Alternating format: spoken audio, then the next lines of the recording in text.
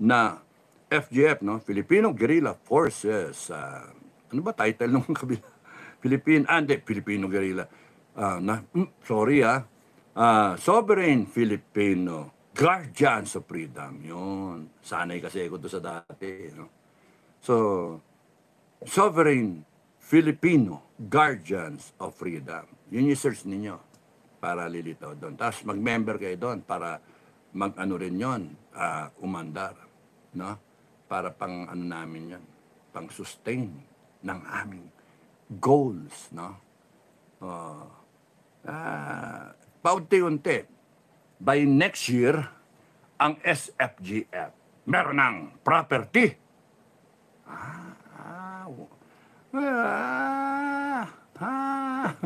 Magic. No? By next year, may property na. Or kunyari, in 5 years time, meron na. kahit 1 square meter. Bibili kami ng 1 square meter. Pauhukay ko yun, palalagay ko 4 na kanto ng 1 square meter. Talagang bakal, ganyan kalalaki. Para tapos doon. Yun ang gagawin namin, pundasyon. Lalagay namin isang buong 1,000 square meter na na flooring. Grabe. Gaganon-ganon siguro yun.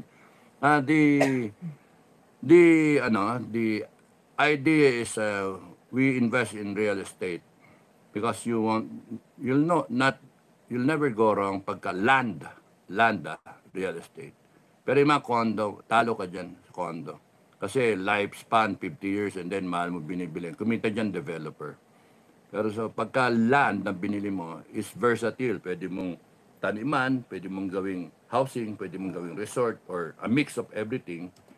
Now, since we are preparing our families na meron tayong livelihood at saka tutulong tayo, it's really important that we are able to have land. So habang naghihintay tayo ng improvement ng Pilipinas towards a better Philippines through an Inday Sara or through you mga kababayan na tumayo kayo at paglaban ninyong katotohanan, ang katarungan at inyong karapatan. Well, at kung walang nangyayari, at least tayo, SFGF, umaabante. Abanti! Di ba? Abanti! Abanti na. So, wala mang mangyari, hindi yung iyak-iyak na ganyan, napidang mga kami, ninakawan kami, bangkarote na kami, mga walang yan. Hindi. Hindi na tayo pwedeng galawin.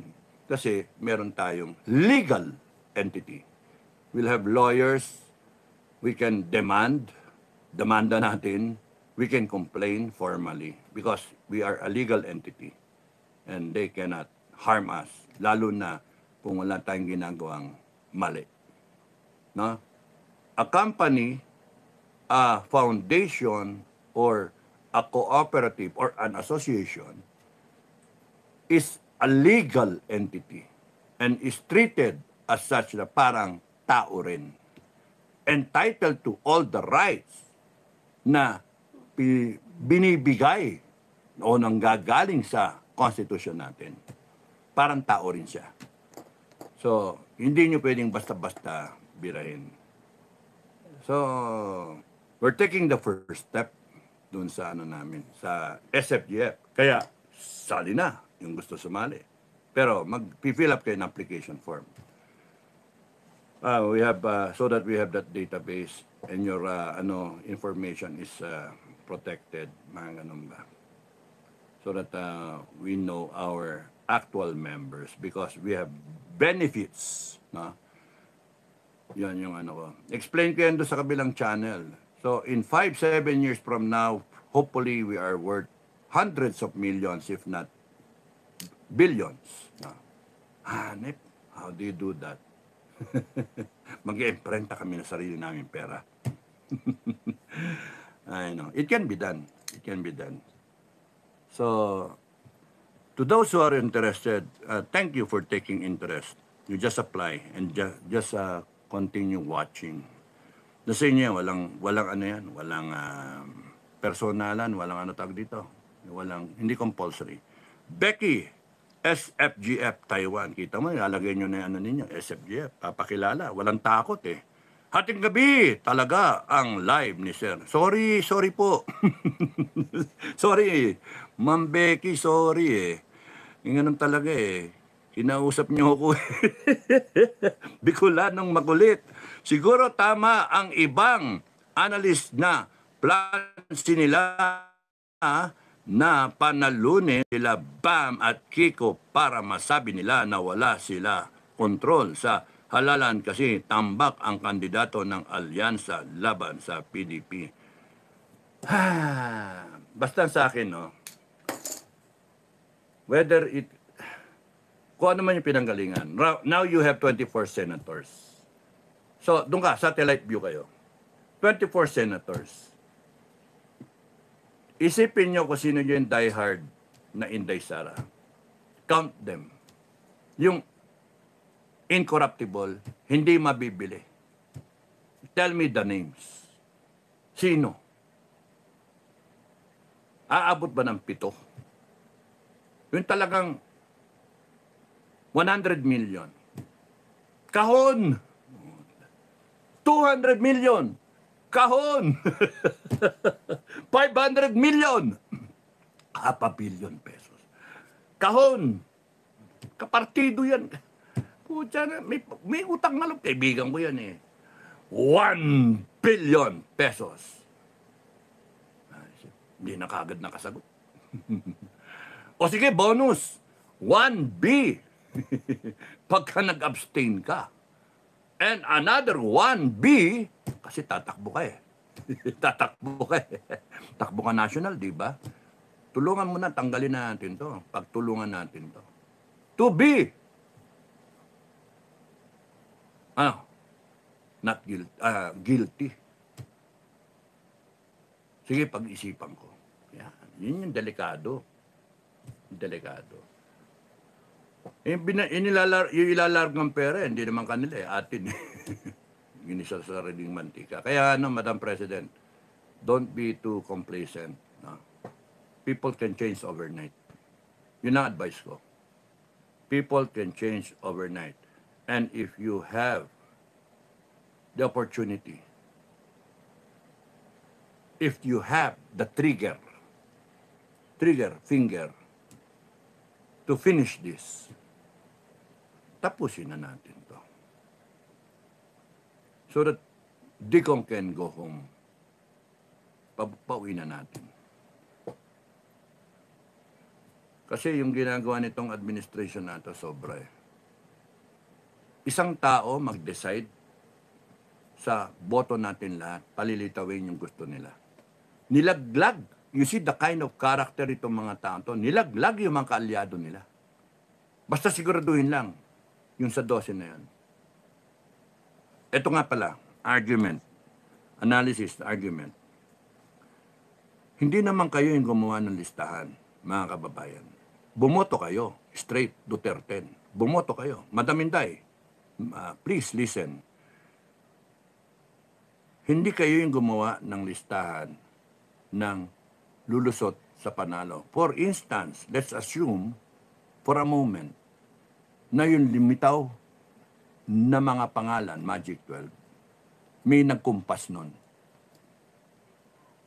Kung may nagkumpas nun, Magic 12, hindi ba kung ako man yung gagawa ng listahan na yon, I am fairly confident to make that list na 3 lang ang palulusutin ko na talagang kasama mo sa partido na inendurso mo. And yung siyam, anytime, good timing ka. Ako'y gumawa ng listahan.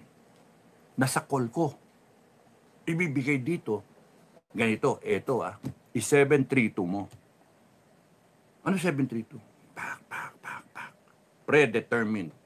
Basta ilagay mo si Bongo, number 1. Si Bato, ilagay mo rin doon sa itaas.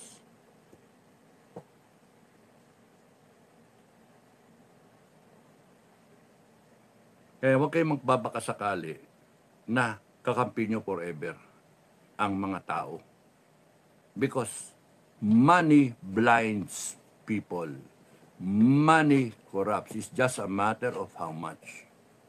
No? Itong mga taon to na kumakalaban sa inyo, Madam President, ay mga taong walang kaluluwa. And they will spend as much as they can kasi wala silang konsensya na pera ng taong bayan ang gamitin nila para timbugin ka, Madam President. So yung ginawa na listahan na yan ay listahan that sila ay very confident na makukuha ka na tapalan nila ng ganito, tapalan ng ganon. Pwedeng mag-fluctuate sa isa 500 million, sa isa 1 billion, sa isa 2 billion. Basta may budget siya. 100 billion kunyari. Let's just assume 50 billion. Oh, sige. 50 billion na budget. May 1 trillion siya at his disposal. 50 billion. Kanino ko ibibigay ito? Pak, pak, pak. Tapal, tapal. Before you know it, iyak-iyak tayo, wala na si Inday. Na-impeach na. And then what? Kung kailan doon sa dulo, magrarally, people power. Kaya nga ang advice ko, if there is an opportunity, please rise up. Please stand up. Please be the leader that you were bred to be. A Duterte. Please show us that DNA of a Duterte. You shine. And we will protect you. We will stand with you. Just tell us. You lead us. You take command of the Filipino people. Take command of the armed forces and the PNP.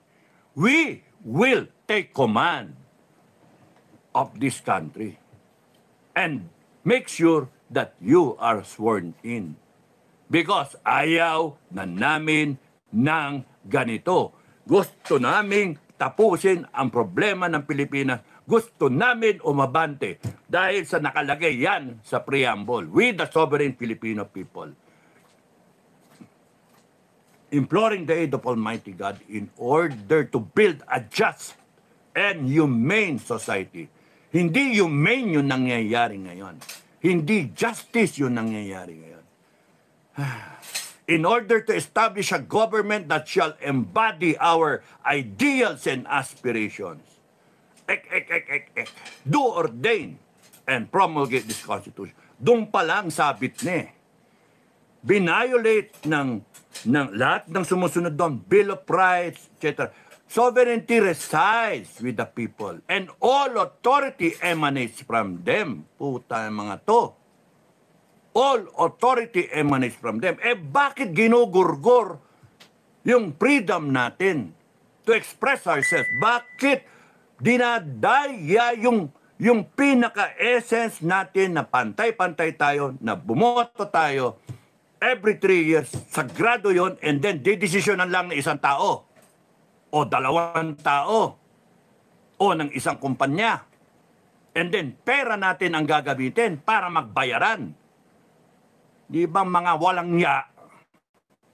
And if you're not going to take it seriously and you're going to take it sitting down, so be it.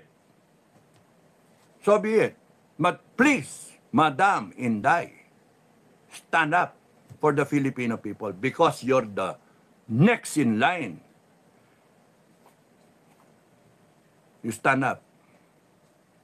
Tapusin na natin to, wag yung ganito. Ginagago tayo and then iyak-iyak tayo. Rally, rally, rally, rally, rally, rally. Itong mga to, ha? Kayong mga nasa gobyerno kayo, kala ninyo, kayong mga nasa gobyerno, kala ninyo, kaya nyo kaming gaguhin? No. We are sovereign.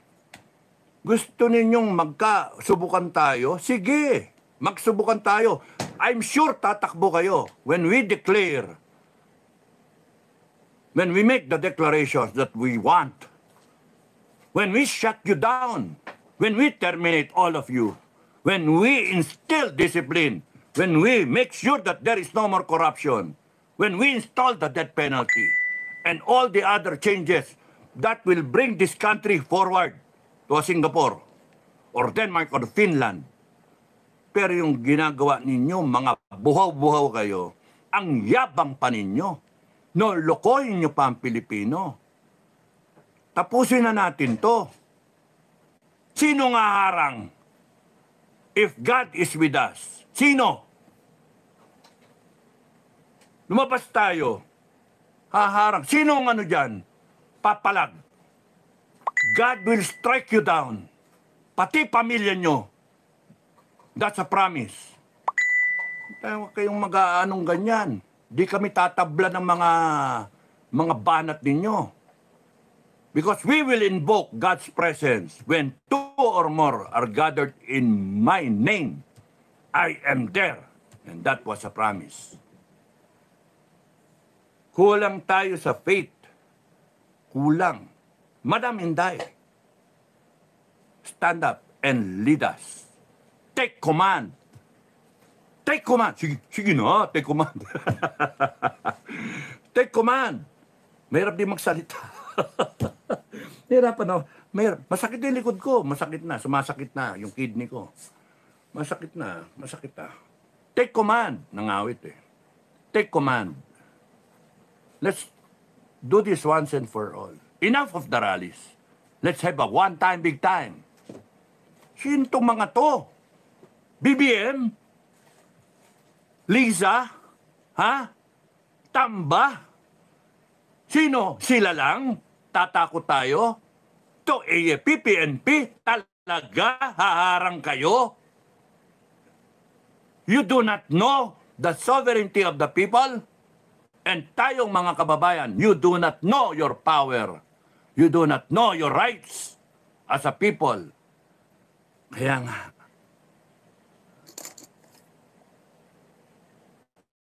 dami ko sinabi. No? Dami ko sinabi. So, ang SFGF, maghintay lang kami, manon. Ganyan lang, nonod kami. Nonod. Meanwhile, we have our projects, no? And we're moving forward. Kung ayaw ninyo, wag nyo. Ganun lang. Because we cannot, and I mean you cannot pull us down. We're moving forward. Kung ayaw ninyo, wag nyo suffer the fate of a country na yung tao kawawa. Abutan na lang abutan ng ayuda. Complaining kayong lahat. But those who are with us is with us. We protect each other. We help each other. May namatayan, may nagkasakit. We dole out because we'll have a company. We'll have a company earning hundreds of millions. Because alam namin yung gagawin namin. Diba? Alam namin yung gagawin. May mga genius sa amin. And guided kami. Alam namin yung gagawin namin na kaya hindi kami sige-sige lang kami. Cool na cool, gumaganon-ganon. Parang ano lang, isda, gumaganon-ganon lang. So, ayun yung ano ko. We have to stop this nonsense ng Pilipinas. Iniwan na tayo ng ibang bansa. Kaya, we better straighten things. Thank you, Bicolano Makalit. Charles Ombao, sir, pa-shout out. Charles Ombao. Charles Ombao, bao. Sir, pa-shout out. Zovia Jean Duenas. Good evening po, sir. Thank you. Philippine Tiger. Hello, Chairman. Good evening. Watching from Cebu. Parang ganda ng tunog ng Chairman, ano? Kesa sa Supremo. Chairman, wow. Parang nakaupo lagi. Chairman. Maida Minda. Good morning po, Sir Dado. Ganda ng fashion mo today and you look great. Thank you. Thank you. Para akong hamba ng pinto. Para akong, Pilipiniana. Vani Panares. Pa-shoutout po, Sir Dado from Mindanao, Cagayan de Oro City. Vani Panares, no? Thank you, taga Cagayan de Oro. Kamusta kayo lahat dyan? Cagayan de Oro. Jennifer, sino to? Gloria. Jennifer Gloria. Joke. Gandang gabi. Love you. Magandang gabi sa lahat. Lalo sa gwapong, binola ko. Gwapong German Soldado. Kanina. Uy, bakit gwapo kanina? Gwapong German Soldado. Kanina. Kanina pa lang gwapo. Ngayon hindi na. Kasi mainit na ulo, no? Okay. Tawa na ako. Michael Luz, support here from Ireland. Ireland. Okay. Okay, ano ba expression sa Ireland?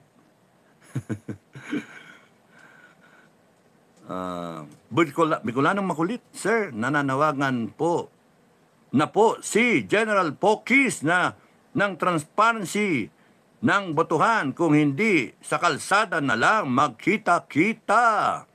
Wala pa nga yung final results. Hintayin natin yung mga leader. Alam niyo, suggestion ko, mga leader, no? Lahat ng leader, lahat. Magtawagan, no? Huwag niyo iisipin yung mga tao. Kayo na lang, mga leader. Tayo, leader. O, tara, punta tayo doon. And then, boom. Lahat ng leader. Leader ng Kristiyano, leader ng mga grupo, MAISU, PI, UPI, GPI, FGF, SFGF. Ay, nasa-hospital ako. Yung mga MUP, yung whatever, Eagles, lahat. And then, mga vlogger, mga kandidatong politiko, lahat kayo. Punta kayo doon sa isang lugar. And then make a declaration. Nandun kayo. And then the people will flock to you. Dapat ganun. Wala. Binainday Sara kunyari. Protect your leaders. Labas na kayo. Tapusin natin to. Ay, nako. Wala naghihintayan. Wala mangyayari dyan. Naghihintayan. Sa akin nga, pagka, if I have the opportunity, I will only follow Inday Sara. Kung cool na cool si Inday Sara, cool na cool din ako. Pagka kunyaring si Inday Sara nagsabi na ipaglabanan natin ang Pilipinas, hindi ipaglabanan natin. Hindi yung urong-sulong tayo. Tapusin natin to. Alam naman natin yung issues Bangag, komunista, abuso, droga, no? Yung pagnanakaw, yung budget, hindi ma-explain ang mga perang nawawala. Yung garapalan, yung ginawa kay Tatay Digong, kinidnap. Ngayon, yung election, dinaya. Ano pa ba ang gusto natin hintayin mangyari? Ano pa? Impeachment, Inday. Tapos, ano pa?